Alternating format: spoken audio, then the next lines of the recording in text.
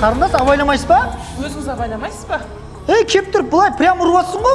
Мен сіз байқағанда жоқпын, келатқаныңызды. Мынаны кім төлейді? Мен бала шама отқан күтіп отырған жерде қыздарым.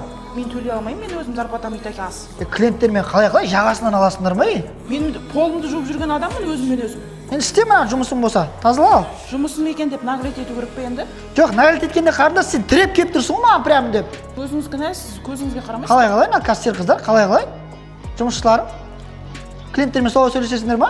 Құрбан айт мерекесіне орай, және де балдар күні мерекесіне орай 28 мамыр мен 1 маусым аралығында акциямыз басталды. Осы қолымда тұрған вафли мороженені алсаңыз, бір лимонад тегін жүретін болады қасында. Қалаған бір вафли балмұздағыңызды алсаңыздар, орнына бір лимонад тегін берілетін болады. Вот мега акциямыз басталды. 1 маусымға дейін балдар күні Құрбан айт мерекесіне осындай акциямыз жалғасады. Бұл акциямыз тек қана осы адрестағы біздің уәдеге ғана. Адресіміз Сүйінбай 1Б, Жамбыл памятникқа напротив Ұзынағашта.